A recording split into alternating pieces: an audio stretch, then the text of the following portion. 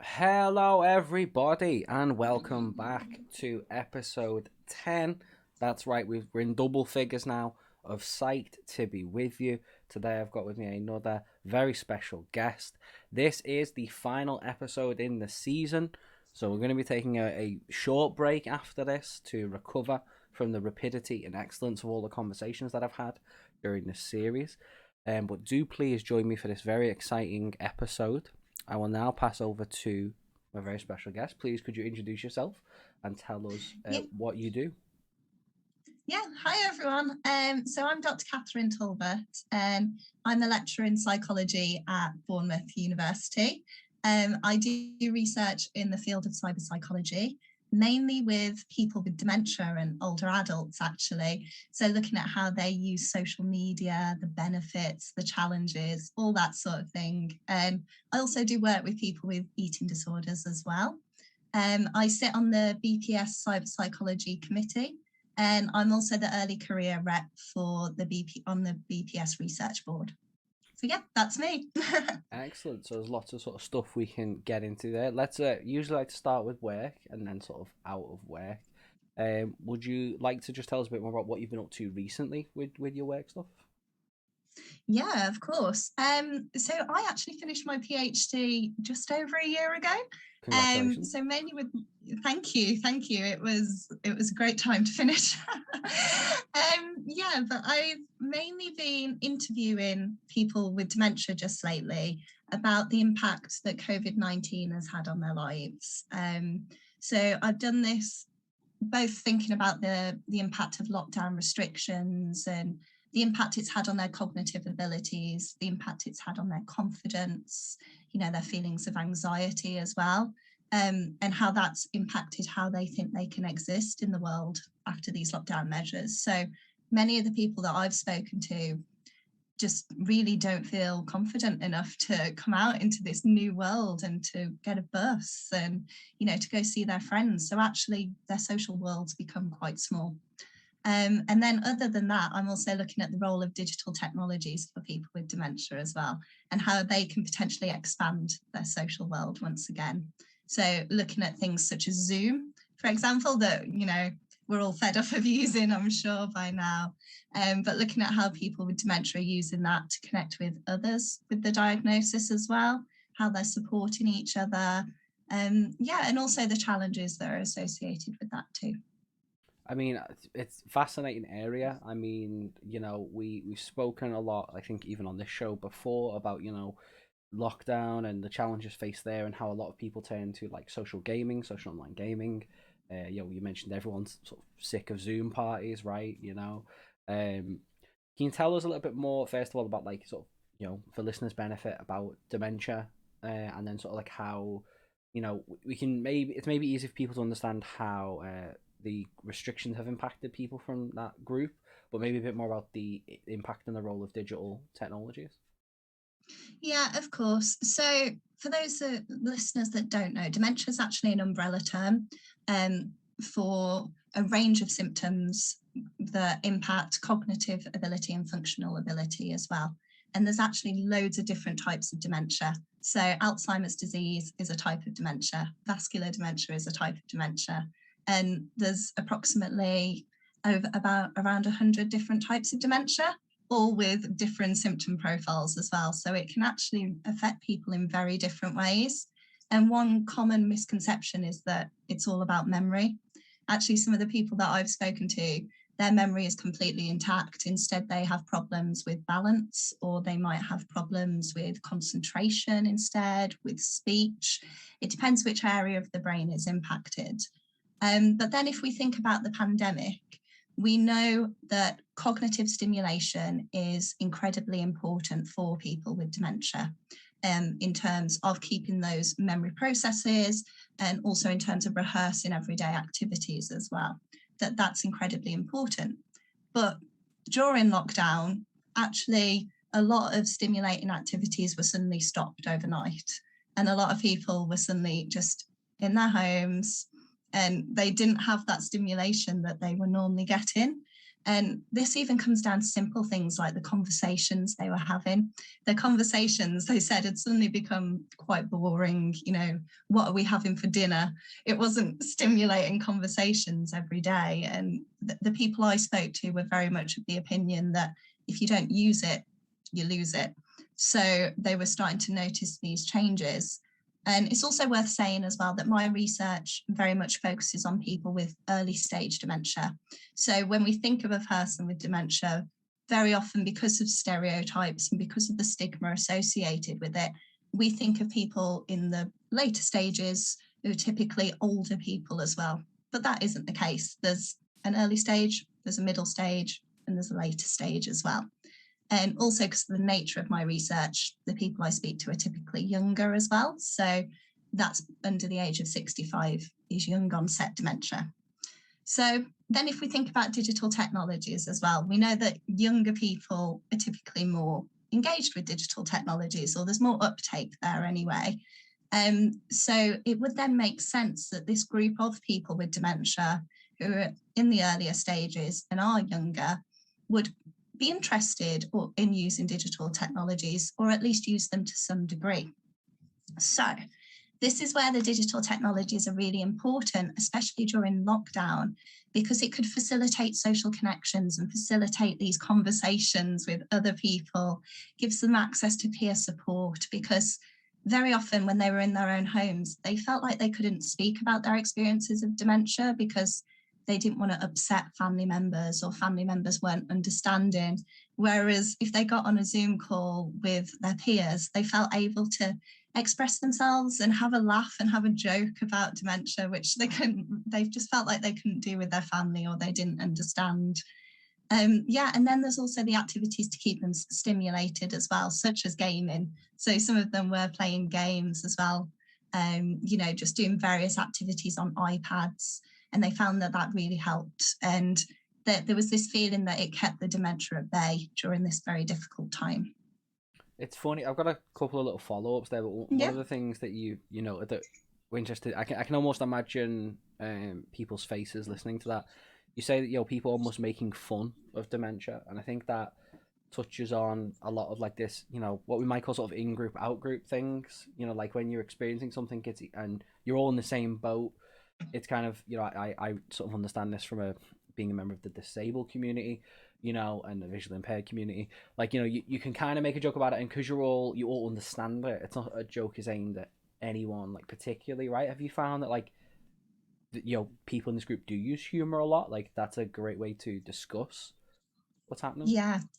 100%. They always talk about having laughs and jokes about it, and that seems to be a really important coping mechanism, actually. And there's a lot of dementia groups around the UK as well, which are peer support groups. And the people I've spoke to about these groups say that they go and they'll have a pint, and they'll just make these jokes about dementia. And it's like you're saying about being within that group, it's knowing that people understand and they know where you're coming from. Whereas if those jokes perhaps were made by someone who isn't a member of that group, who doesn't understand dementia and perhaps isn't educated, and that there's a big difference there, isn't there? Mm-hmm. And actually, I do find that humour is a very important coping mechanism. Yeah, you also noted like stigmatization with sort of relating to the topic. Have you found like has that been a barrier to speaking to people about this? Maybe like some resistance to maybe like accepting what's happening, or like stigmatization with like people around them? Mm-hmm. So I talk about this a lot, actually. So the stigma impacts so many different areas of people with dementia's lives. So up to actually achieving that diagnosis. because of the stigma associated with it. Many people, they don't want to go to the doctors to talk about this, because if they've got that diagnosis, then they may have to retire from work. They may not be able to drive anymore. People might start seeing them differently as well. So it impacts them in that way. And then there's also the stigma from other people as well. So a lot of people I've spoken to, and it's well reported in the literature as well, that people then interpret their behaviour solely in terms of this label of dementia. So if they've forgotten the keys to the car or something, that's not just interpreted as them, oh, they've just forgot their keys. It's, oh, it's the dementia. It's suddenly everything is about that. And they're no longer necessarily seen as a father, as a husband, as a friend, as someone that has all these other different social identities. It's all interpreted within that label. And then also they can view themselves differently as well. So because of, again, all this stigma and the stereotypes, there's high levels of social isolation, depression, loneliness, anxiety as well within this population too. But, you know, things are starting to change as well. It's worth saying that. We are seeing these movements within the dementia community. We're seeing campaigns about kind of living with dementia, really challenging these stereotypes and educating people about what it is to live with dementia. And that's something that my research touches on as well, with social media and the role that that can play in really boosting the narratives and the stories of people with dementia, giving them a platform and showing that they're able to live with the diagnosis. I mean, you know, you touched on a really interesting point there about, you know, how many times have you committed like a spoonerism, or you've just forgotten something, or you've, like, you know, you walk into a room and you go to turn the light on and it's already on. You know, like these little lapses in concentration happen, right? Our brains are so busy. I can think of many instances where I've done that type of thing. You know, so I think, yeah, it's really interesting that then that almost then gets transposed onto, like, the condition becomes the identity, not a person with that condition. Yeah, wasn't it that key psychological study where it's about Rosenhan, the stickiness of social labels, where it just everything is interpreted within that. And, you know, I forget things all the time. I am constantly forgetting things because my brain is so busy. But that can actually be quite damaging for people with dementia if we interpret it in that way, because it limits the social roles that are available to them, and the social roles that can be quite helpful. And they might also withdraw themselves from social activities, which they once found to be meaningful. And this can be really problematic because we know that social activities and social relationships are a really big source of identity, which can help promote well-being and having a good quality of life. So yeah, we need to challenge this stigma, definitely. It's something I always like to, if you pardon the pun, go into all, like, as my interviews as blind as possible. You know, I try not to, like, anticipate what people will say. And many of the guests I've had on the show, I don't know, people I know personally. But when you talk about older adults and digital technologies, one of the first things that leaps to my mind is that kind of like, oh, brain age training. You know, Dr. Kawashima's brain training will solve all the problems. What are your thoughts on, like, that type of technology, but also that type of marketing? Because the other side of that coin is that you hear of A, B, C, D, you know, all linked to dementia, and it's just like, you know, eating an apple or something ridiculous. Yeah, I mean, gosh, yeah, you going back to that brain training just takes me back to when I used to play on the Nintendo DS, I think it was, then, doing all of that. But I guess it's this underlying assumption that getting older is associated with deficits, right? And that we must do everything to keep this at bay, when actually that, you know, that isn't the case for everyone. And also in terms of dementia, there's so much hype in the newspapers. You will find one thing from a study that's perhaps not even a great study and really run with it, like eat steak to stop dementia and all of this. And actually that can be really damaging as well, especially for the people who are currently living with it.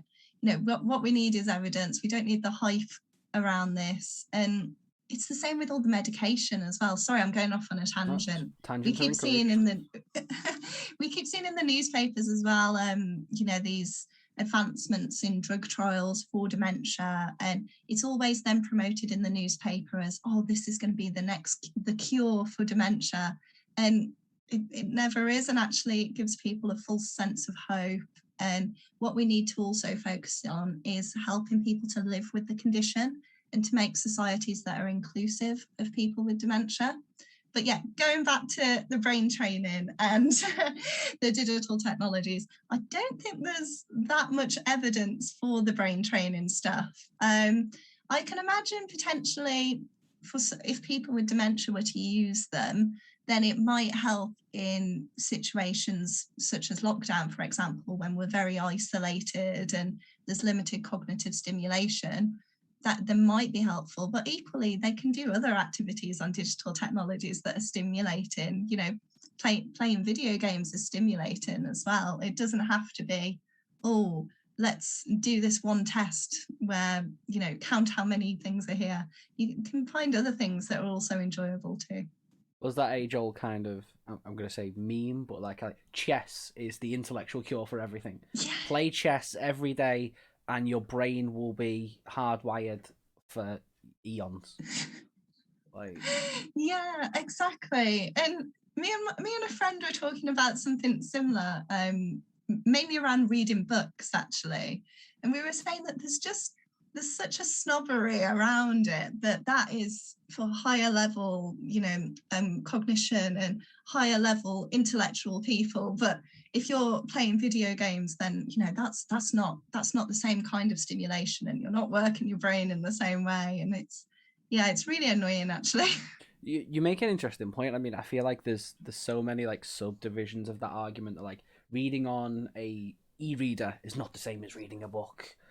All these video games are not the same, and it's.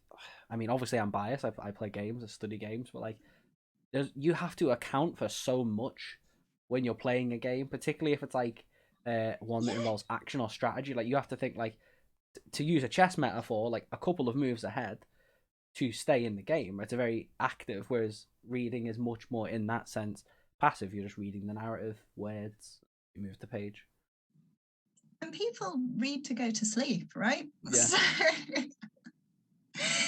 So, I think people should just be allowed to do what they enjoy. And stimulation can come in many different forms. Well, as we all know, the most stimulating medium is podcasts. Yeah, exactly. And especially this one. Exactly. So you heard it here first. I can get that on the promo for season 2. Yeah. Okay, so I think we've got a really sort of clear idea. So you say you're sort of looking at the impact of this now. Have you got any sort of, I don't want to say results, but any sort of like, what have you found that maybe you can tell us about from this sort of discussion? Yeah, of course. So I'll probably talk about my Twitter research actually, which has focused on how people with dementia are using social media, because that's out there. Whereas my digital technologies paper was still waiting on the reviews.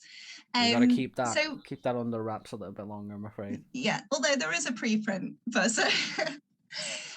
but in terms of Twitter, which is what my PhD was in, we found that it was an incredible resource for people with early stage and young onset dementia.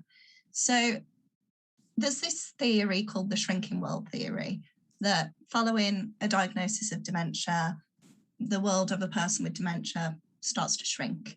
And that's because, a loss of confidence, loss of independence, just it shrinks.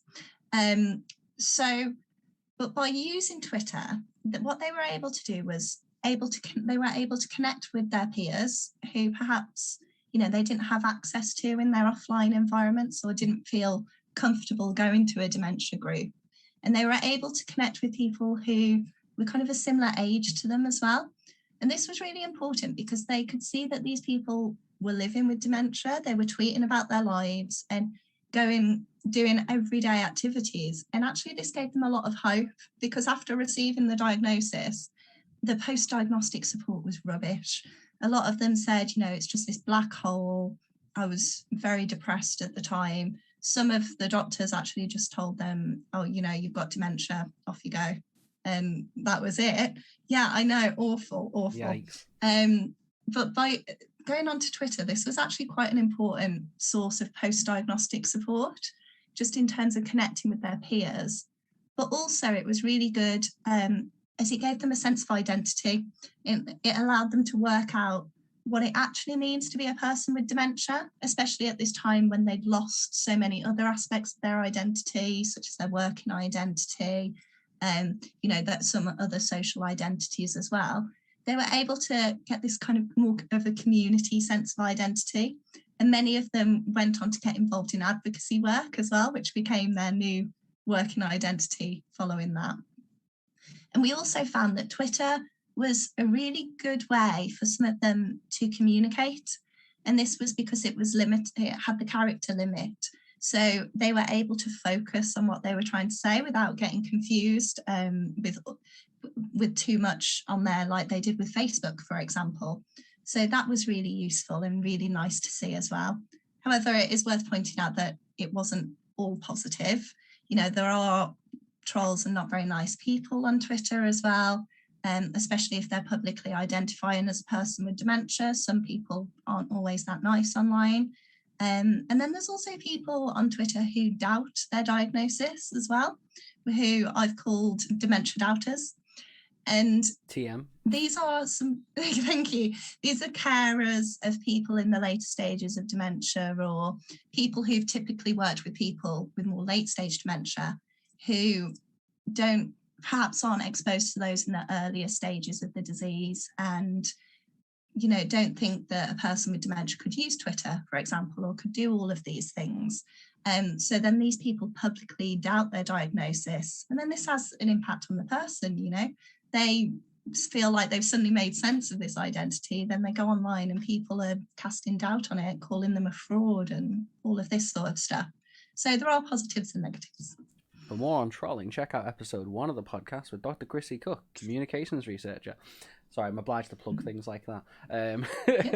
But no, you make an interesting point, because I could feel, again, the raised eyebrows when you're like, well, Twitter was actually quite good. Because, again, social media, let's not crack open a bigger debate, but just social media generally is viewed very negatively. In my personal experience, one of the things I prefer Twitter, say, to other social media is that I can completely curate what I see. And that for me is a big thing. Like, I always say to people, like, don't take it personal if I don't follow you or if I don't follow you. It's just, that's me. I want to really curate what I see and don't. I feel like we've all done it. We've all sort of clicked on a juicy trending thread, and then we've seen people having arguments in the things, and they're like, wow, I've just spent 20 minutes of my life doing nothing. Yeah.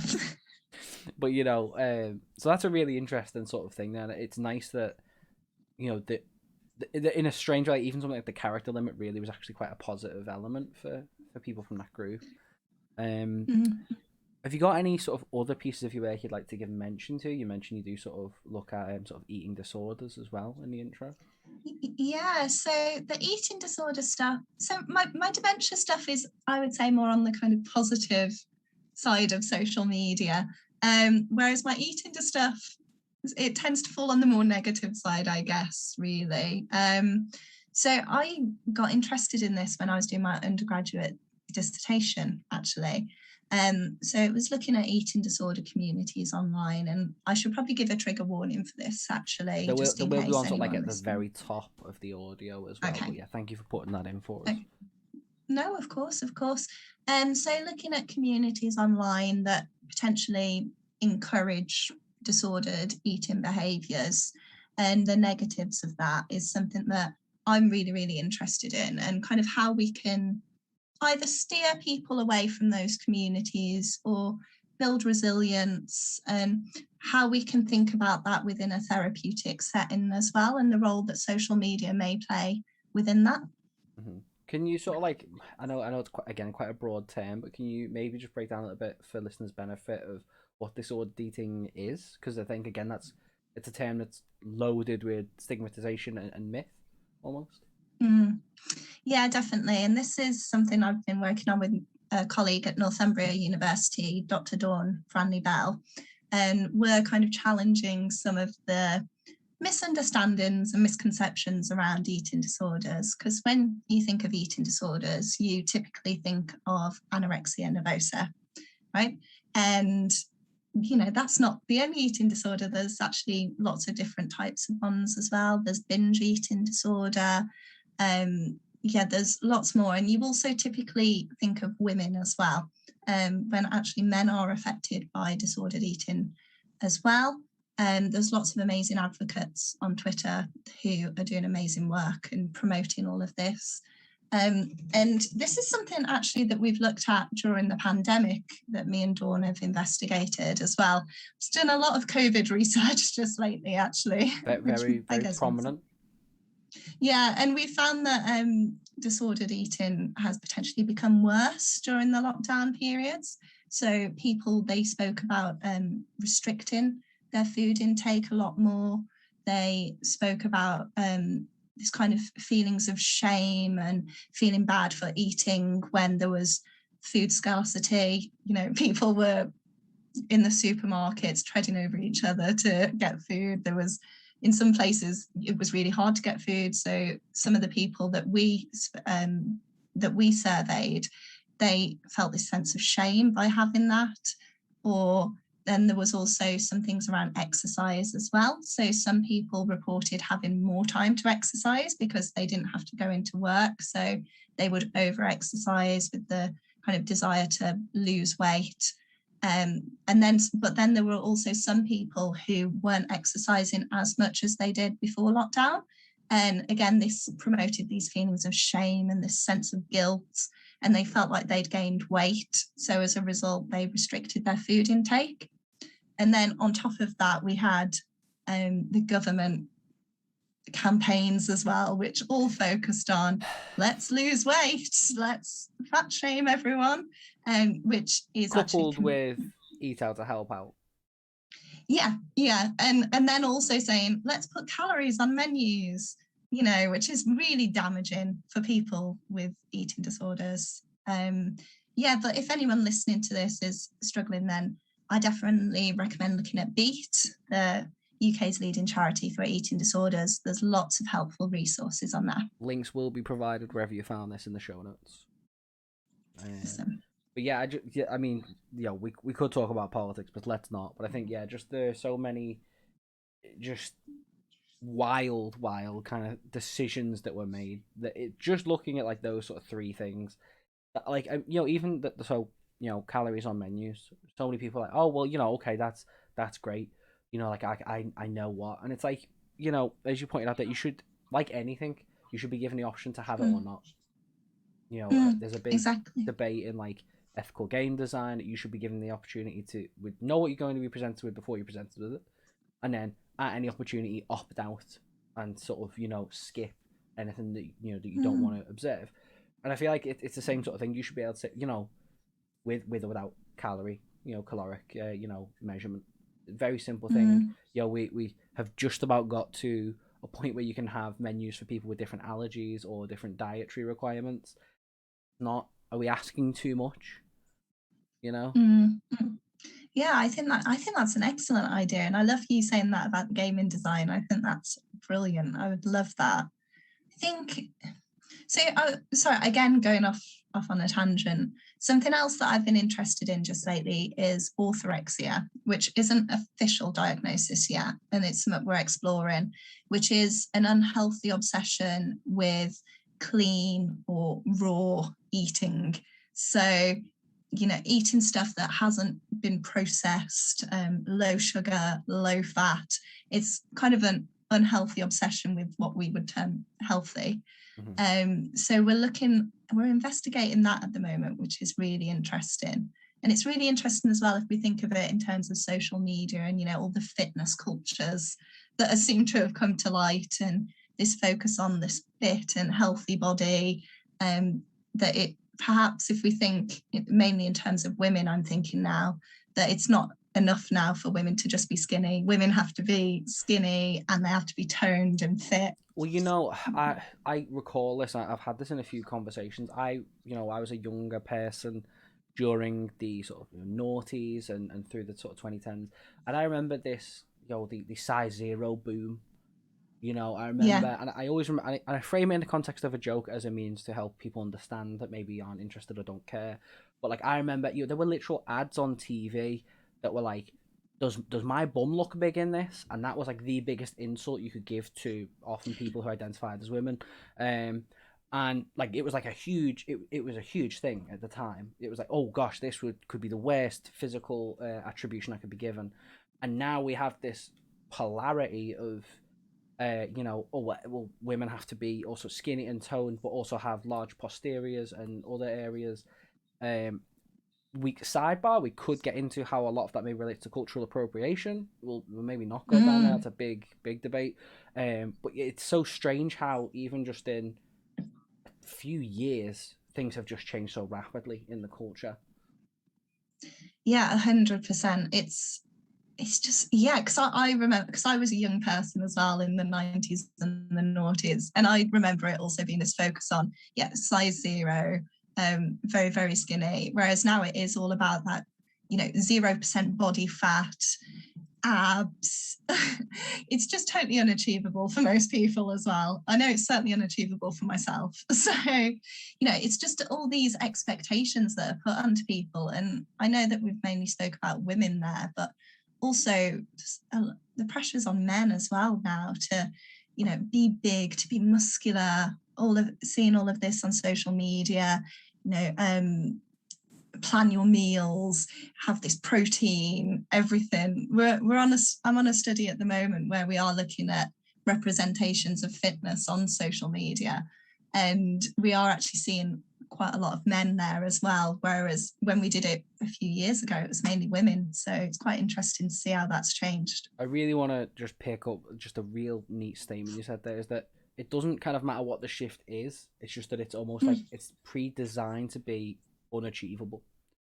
Like, because I feel like we had Yeah. this kind of brief period, maybe like sort of like mid 2010s, where we, I mean, a lot of kind of stuff went downhill in the 2010s, personally, geopolitically. But like, there almost seemed to be this turning point where I felt things where we were being a lot more, body welcome. We were, celebrating everyone's different sizes and shapes, and sort of saying, everyone comes in different shapes and sizes. This is the thing we should celebrate, enjoy that diversity. And then, as you say, it was like like society went, well, we can't have people being happy and comfortable and confident in who they are, which you totally should be, by the way, if you're listening to this. And we're like, okay, well, we're gonna have to give them something else that's just entirely unachievable. Yeah, there's always going to be something, isn't there? And it's just like you say, it's always going to be unachievable unless you're a rich person, essentially, that has all of these trainers, all of this time to dedicate to it. Yeah, exactly. But I will say as well, there has been some body positivity movements in the past few years. That was the phrase I was looking for. Those, yeah, and we've seen those as well on social media, which is lovely to see. And I guess within my circle, because it's carefully crafted, I do see a lot of that body positivity and diverse bodies, and it's really wonderful to see. But I wonder, outside of my circle, because I live in a bit of an echo chamber, if how that's actually trickling down and the impact that it's having, especially during lockdown, where we have just seen such a focus on fitness and indoor workouts. Joe Wicks doing his thing every morning. I just wonder whether that's got lost a little bit. I do also, I think maybe just to help sort of segment things a little bit. But I also just want to point out before we finish this sort of segment is that like the picture of health and weight or physicality are different for everyone. They're not one thing. I mean, I know myself, like I've been round the mill on all these sort of things as a young person has done throughout these years. I'm saying young, I'm an old man, but you know what I mean. But like just being impacted by these things, like it's just different for anyone. I think at the end of the day, like you know yourself, and people are built to be different, right? Like there's no. Yeah, exactly. All bodies are different, and yeah, it's just doing what works for you, what makes you feel good, what makes you feel happy as well. And yeah, and being mentally happy as well. So I know for myself, when I'm doing my fitness and stuff, I don't do it to look a certain way. I do it just as a stress buster and to make myself feel good on the inside. I'm kind of past caring what it means, what it looks like, because everyone's different. Yeah. Okay. Awesome. That's great. I just want to appreciate your sensitivity with that discussion as well, and sort of just being able to bring so much of that knowledge to the show. I appreciate it. Mhm. Let's sort of talk about when you're not working. What do you like to get up to? Oh, well, at the moment, I'm doing a lot of yoga actually, but not just any kind of yoga. I'm doing hot yoga. Nice. So yeah, it's in 40-degree heat, like really humid as well. And you go through all of these poses and you look like you've had a shower after. Actually, I look awful. But yeah, that's great fun. That's what I do in my spare time and it keeps me relaxed. I've done some hot yoga. It is sweaty business. Have you? Yeah. Oh, I love it. It's great. It's good. I think like I have to ask what kind of like style of yoga do you do or prefer? It's vinyasa that I do at the moment. But on a Sundays when I go to cool yoga, I do yin yoga because it's a lot more chilled. Yeah, I personally prefer the yin kind of stuff myself. I think the flow, the vinyasa sort of stuff is like that gets very intense in the heat, I found. Yeah, and I know that with yoga, you're not meant to compare yourself to other people, but I think I am quite a competitive person and a bit of a perfectionist. So seeing all the other people do all these headstands and everything, and I'm there like, what's going on? I But no, love it. I'll share this quick anecdote. I was at the front of the class once, just Oh because God. because that's where there was a mat. And you don't want to be in the front of a class in a yoga class. Let me just point that out. And we were doing forward folds, and I just, because of the shape of my body, my legs are longer than the rest of me. I just cannot fold very far. And I was just, and the whole sort of thing with hot yoga is that because you're warm, it's meant to help with your flexibility and your muscle relaxants and stuff. I just couldn't do it for love nor money, and I accepted this, and I was working within myself, which is the whole kind of point. But the instructor, she comes up and she's like, "Joe, do you want me to help you take the stretch a little bit deeper?" And I was like, "Oh, okay." Next thing you know, she's like sandwich making me, and I honestly thought like my hip slash groin was about to explode. But like obviously, but for context though, this is like a 7 p.m. in like a December evening, and there's this chill music on, and like I just almost didn't feel comfortable like expelling any pain at that point. Like I couldn't verbalize that, so I was just there, and she's like, "Oh, you're doing great." And they're just like, my head's on the floor, like I'm in two parts at this point. That was fun, and by fun I mean excruciating. Yeah, there's times when I'm doing it when I just think, I hate myself. Why have I brought myself here? I could be at home. But then when I leave, I think, no, actually, that was good. And I'm going 4 times a week at the moment. So, which is very hard to do while working in academia, actually, but work-life balance. Work-life balance. Okay. Well, so what else? What else you do when you're not being a yogi?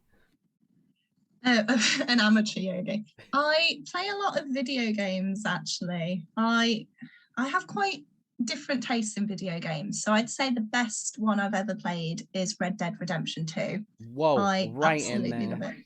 with Yeah, best game. yeah. Best game I've ever played, I think. And nothing lives up to it at the moment. But in lockdown, obviously, I played a lot of Animal Crossing and I'm very, very excited for the next update. Yeah. So I mean, to timestamp this, where are we with like 20th of October, 2021? The update's due out, I think, early November. Is it mid-November? Yeah, I think it's the 7th of November or something like that. It's very soon. Yeah.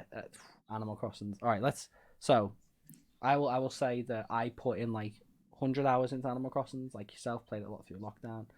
Got my island exactly the way I wanted it. 5-star island, and I was like, yeah, I'm done.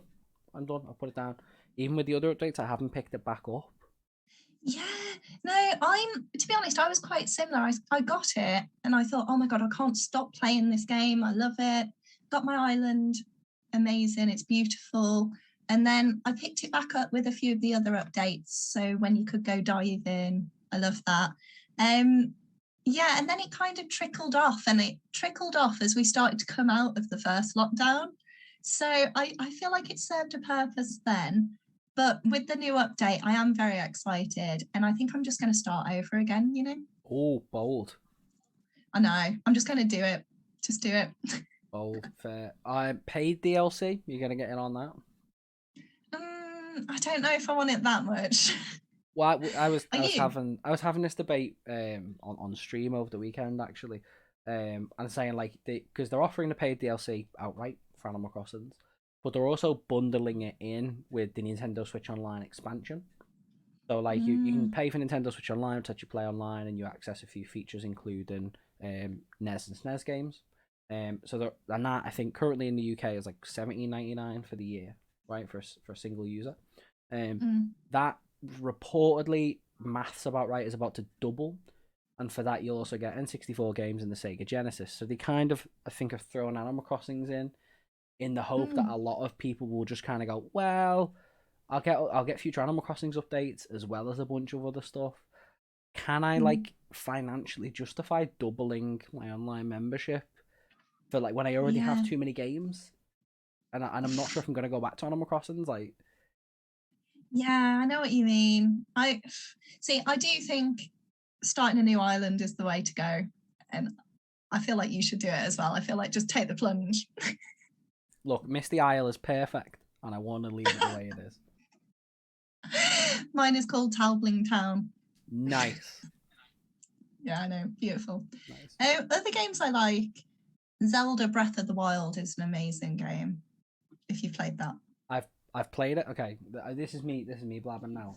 If you've listened to this before, you've probably heard me say this. But one of the problems I have with games is that they're so massive and expansive, and I tend to just play whatever I'm in the mood for. I've got to like feel it if I'm going to play it.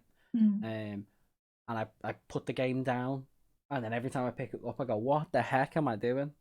The world Yeah. is so vast, and so I've even got the DLC for that, so you can see where you've been for the past 100 hours, and I'm still like, "What the heck am I doing?" And then I It put is it down again huge. because I get overwhelmed.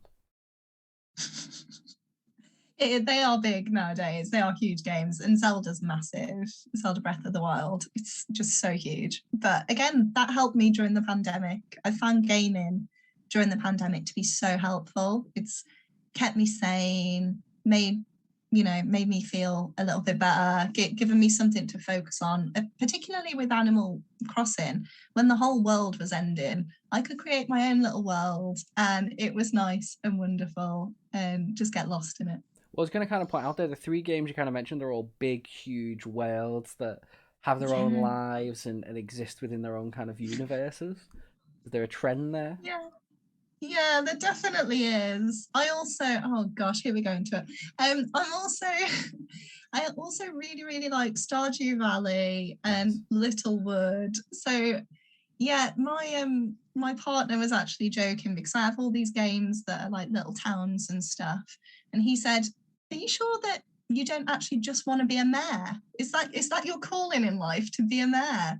And I thought about it, and I thought, yeah, I'm going to be a mayor of a little town somewhere. So yeah, those are my sort of games where it's quite big, or you can have a simulation or something. I love it.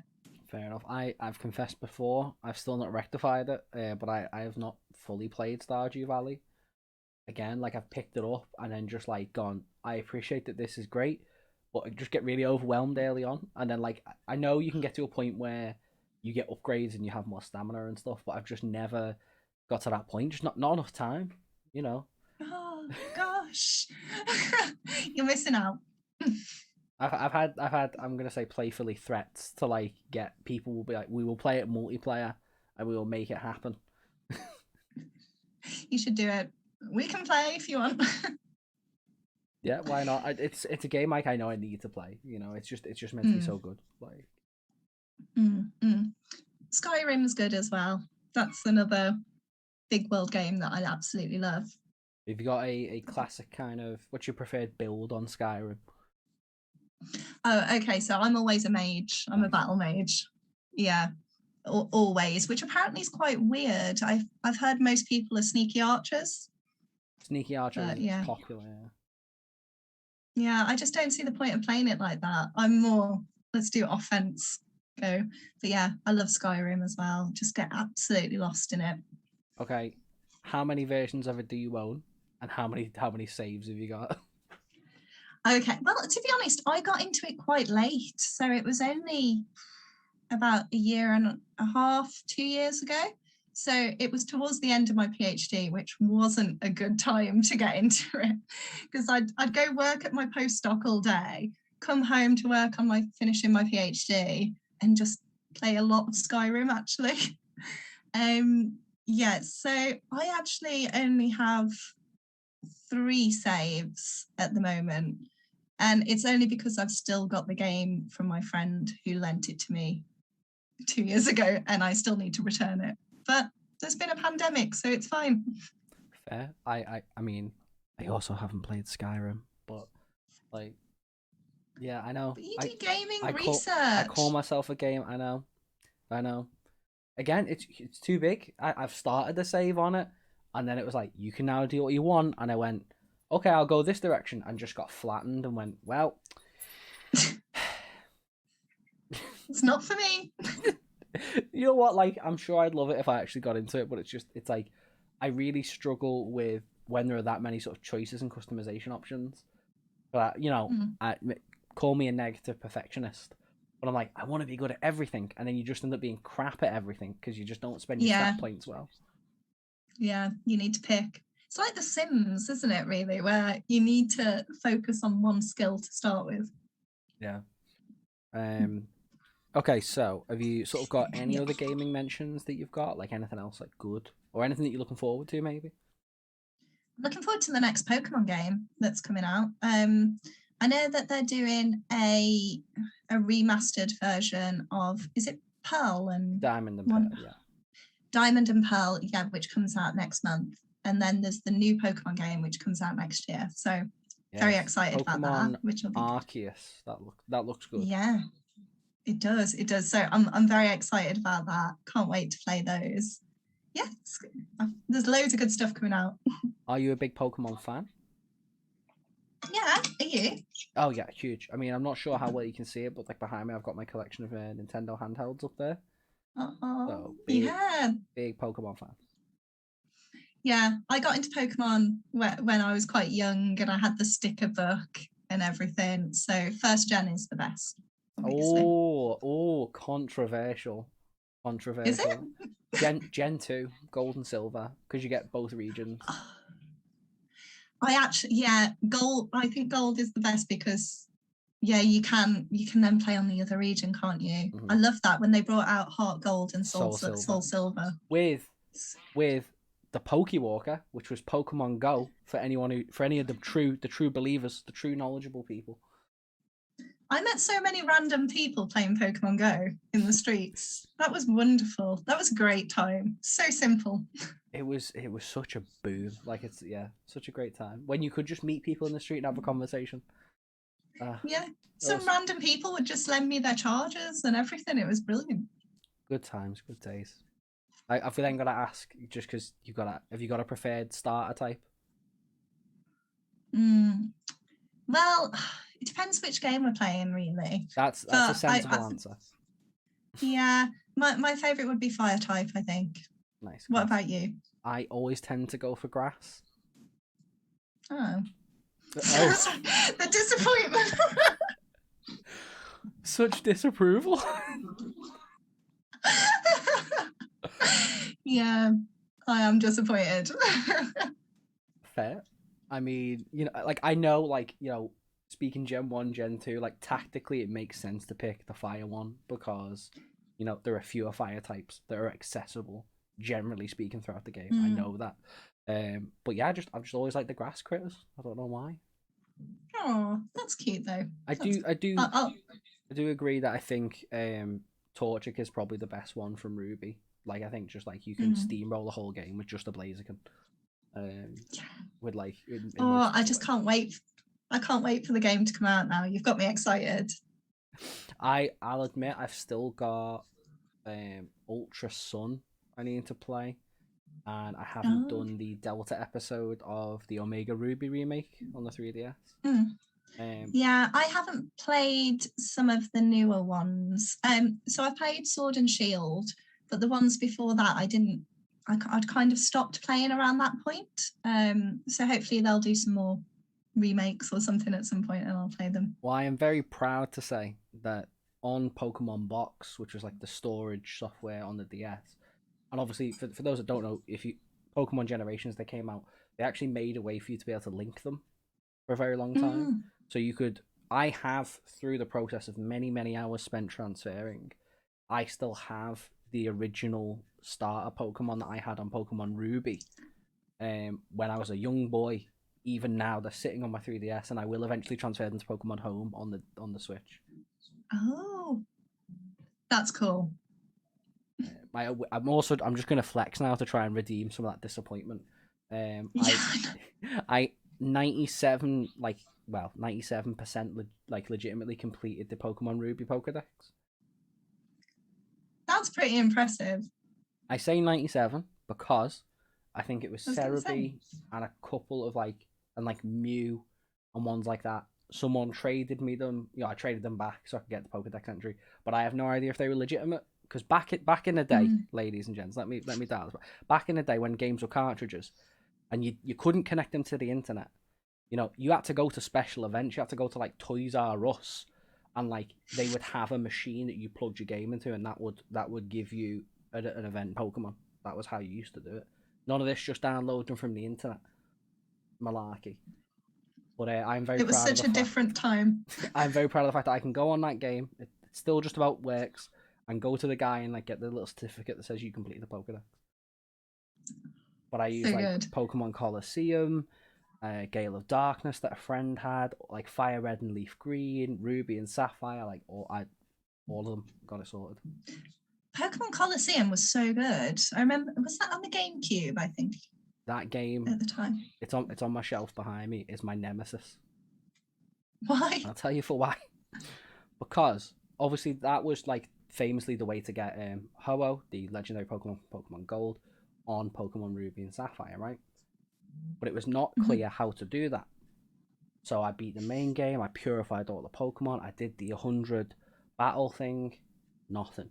Because you had to do it in the separate mode from the main menu as well. And that was not made clear. So the amount of times I thought, the game must be broken, and started a new save.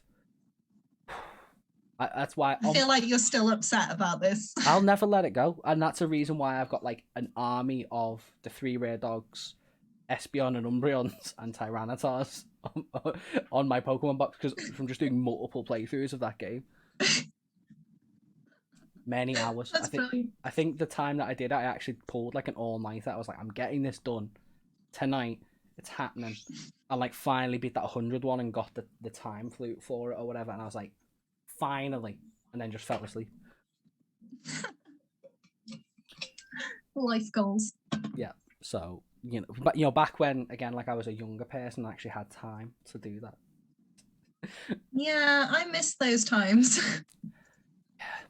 I'm reticent to use the phrase spare time anymore, because none of my time is spare. It is all spent. Nice. I just have non-work time, very smidgens of it. And I'm totally classifying this as work, by the way. This is networking and professional information exchange. Totally professional. Completely professional. 100%. If you can't professionally rant about Pokemon Colosseum, what are you doing? I do think it's important to carve out that time, though, as well, especially working in academia as well, because it can just so quickly take over your life, and you can be working non-stop if you're not careful, because there's no real clear-cut hours. There's just constantly something to be doing, something to be working towards. So it's really important to have that time carved out and just to focus on yourself as well. How do you find like managing that? Because you said obviously you're working on research in academia. You're also part of the cyber psychology BPS section, and you also said you were the early careers rep for another section. Mm-hmm. Yeah, that's for the research on the research board for the BPS. Yeah, it's hard actually to get a good work-life balance, I think. I've started to get a little bit better with managing it now, because I've kind of realised that if you're working these unhealthy hours, and then you're not only making it harder for yourself, you're actually making it more difficult for your colleagues as well, because you're just pushing that goalpost further and further, and the expectations then are increased. So actually, although most of the issues need to come from the top down, don't get me wrong, there is some responsibility there as well. So for me, what I do is I actually block time off in my calendar. I try to have very strict working hours, although there are some times when I can't stick to that because of grant deadlines or whatever. And I have a strict rule of not working weekends as well.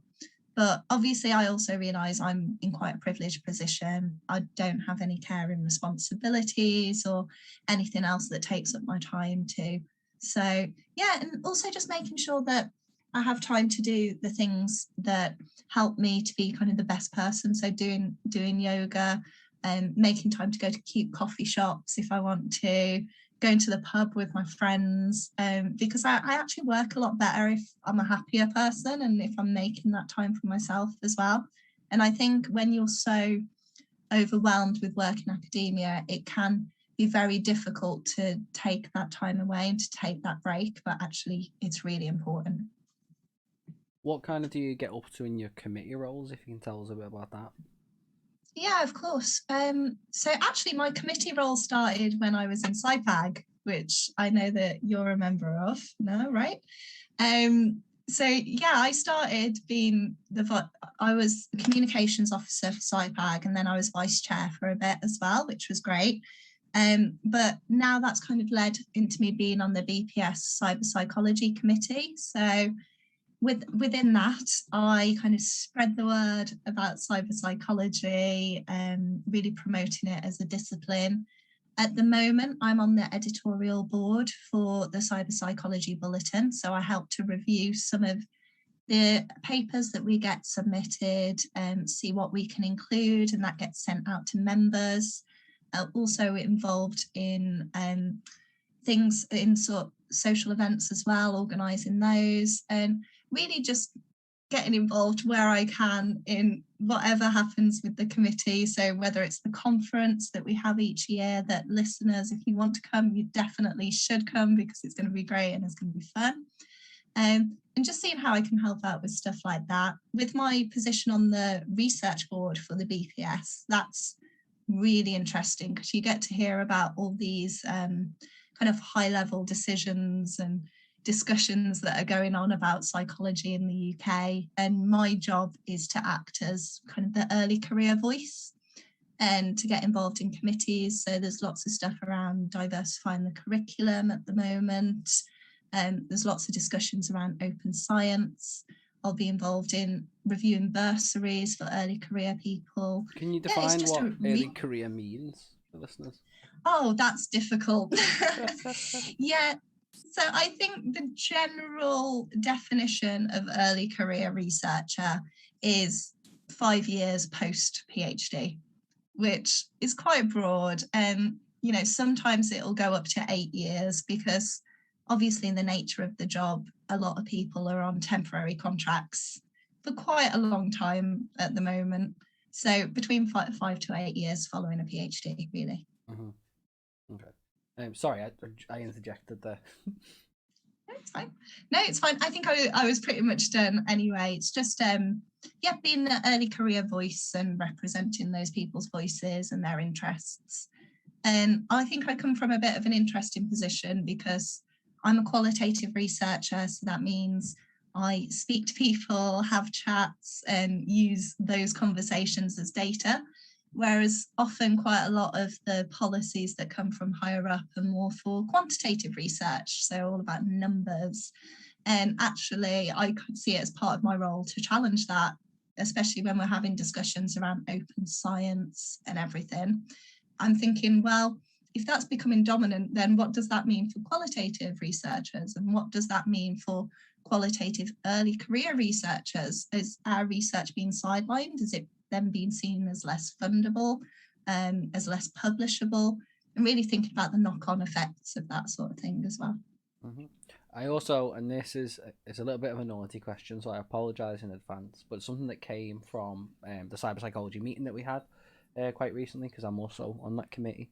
Disclosure. Um, cyber psychology, like, there's a big challenge in defining what that is. So I'm not going to ask you to define it, but I'm going to say. I was going to say, oh gosh. I was going to say, what is cyber psychology for you personally? Okay, so for me, cyber psychology is very broad, and for me, it's the psychology of human computer interaction, very broadly. So specifically thinking about technologies such as social media, virtual reality, gaming, and the psychological, I guess, impacts of those on individuals, on society. That is my broad approach to it. And I think we can use a range of methods within that as well to study it. That's fair enough. But yeah, Call me a young gun, but I personally think like mixed methods is the way to go. Like, what if you're gonna get people to fill out some surveys? Like, give them a couple open-ended questions. You know, tease out what they think a little. You know what I mean? Why and when it can be or, you know? Yeah, exactly. And I think it's just using what's appropriate for your research question. And again, I know I was talking about a bit of snobbery earlier. There is typically this snobbery where people look down on qualitative research and it not being scientific and all of that sort of stuff. But that just needs to be gone. That does not have a place in psychology, I don't think. We're all doing really interesting, really cool, really awesome stuff that's hopefully rigorous, and it all has a place. There. Okay, so sorry, I went on a rant. Rants are also encouraged. They make for great listening. Next couple of questions are sort of looking towards the future. So, what do you sort of see as like what's next for your work? Like, be that sort of like the next sort of physical paper, or sort of maybe more aspirationally? What do you think is sort of next for you? Yeah, so I want to start to get some funding. Because that's kind of what's really missing, I think, from my profile as an early career researcher. I'm starting to develop this publication record, which is really, really nice. I would now like to get some funding to continue my dementia work with on digital technologies as well, specifically.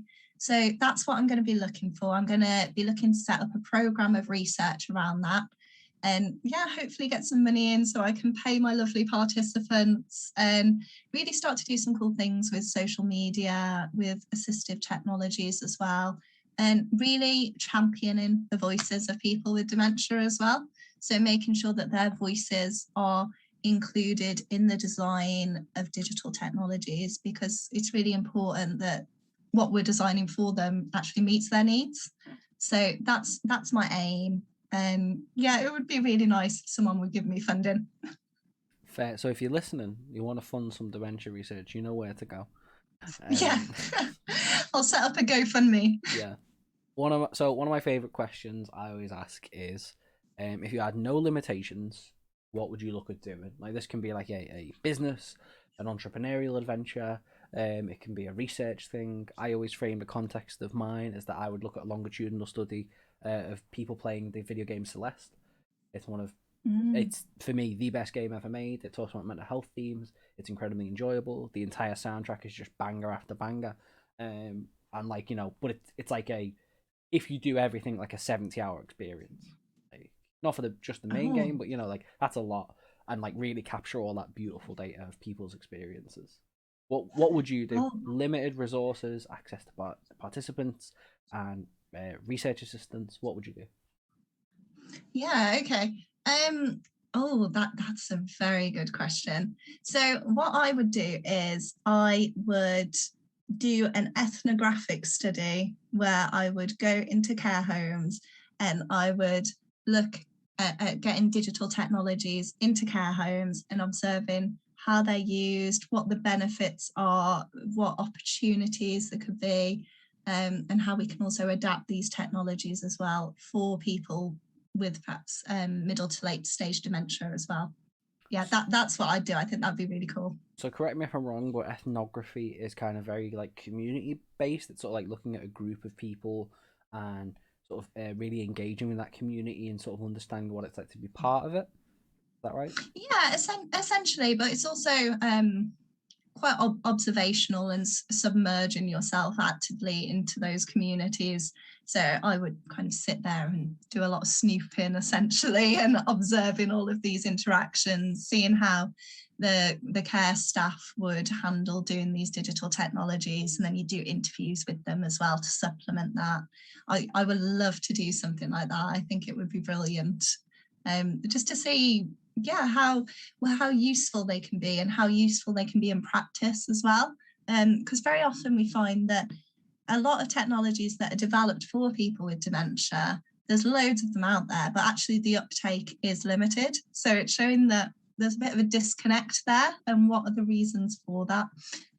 So yeah, I'd love to see that within a care home context. Okay. And sort of one of my final questions for you before we get into the fun quick fire round is, oh gosh, is there anyone or anything that like inspires you? It can be professionally or personally that you'd like to give mention to. I always say you can be inspired by many things and many people, but I always like to just give the floor to just give note to anyone in particular.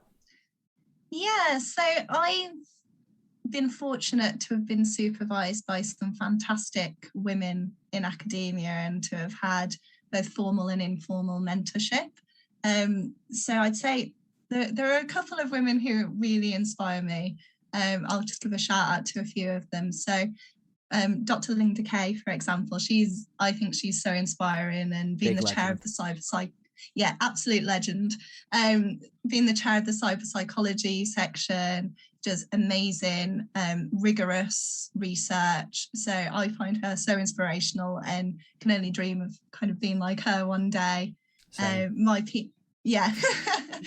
PhD supervisor as well, Dr. Siobhan O'Dwyer, is such a massive source of inspiration because she does this amazing research with carers about suicidality and homicide as well. And she does this really intense, really rigorous research, but she's also such a wonderful, lovely person, and really taught me how you can be a nice person in academia as well and still do well. Wait, hold on. Yeah. A nice person in academia? What's this? Yeah, I know. Hold on. Yeah, I know. There's a few of them. You've just got to find us. Also obliged to point out Dr. Linda Kay, episode 5 of the podcast, if you want to learn more about her. Very inspirational, do concur.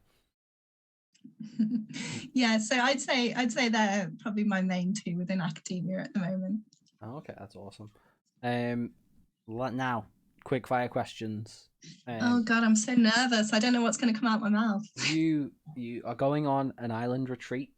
You're not stranded or anything. You're just going for some time away because you've earned it, because you're a hardworking individual. Okay. You're allowed to take with you sort of one film or TV show box set. If it sort of comes bundled in like one thing, you can take it. That's how I'm kind of looking at it. One album, one book, and again, or you can have like a set if they come bundled together, e.g. Game of Thrones, for example. You can physically buy those together. And then one video game. What do you take? Okay, so let's work through them. So film, I would take... Wait, how long am I on this island for? As long as you need, as long as you want. Okay, I'll just assume till I finish all of these things. Sure. So film-wise, I would take Lego Movie. Nice. And that includes like the first, the second one, and Lego Batman. Because why not? That's one of my favourite films, and I know that's really cringe to say, but I think it's amazing. It's not cringe. Not cringe. It's such a good commentary on society. I love it. so yeah, I'd take that. The game I would take. Ooh, you know what? I would take Animal Crossing and I'd restart it with the update, because I'd be on the island for hours, and I'd be on an island, playing on an island. Why not? Islandception. Books. Islandception, indeed.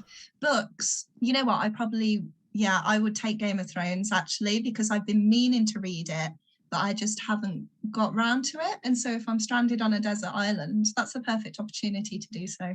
So yeah. Very good books, in my opinion. Big fan. Have you read them? Yes. Oh, brilliant. Yeah, I'm still mad about the TV show. Yeah, who isn't? I've said this before. With on episode 6 of the podcast with PhD researcher Daniel Walker, he talked about like how he didn't watch the show when it first came out and how he managed to avoid the spoilers, like and is now sort of watching through it, and like it's yeah. I said this then. I'll say it now. I would be ultimately very surprised if the ending was not different in the books. Should we ever actually get them? Because I think from what I know of George R. R. Martin, he probably just gave them a very as broad an outline as he could have, and let them run away with it. Yeah. Like again, like there's also I think less. I mean, the stories are a bit different anyway. But with a recent example, I don't know. Have you seen the Netflix series You?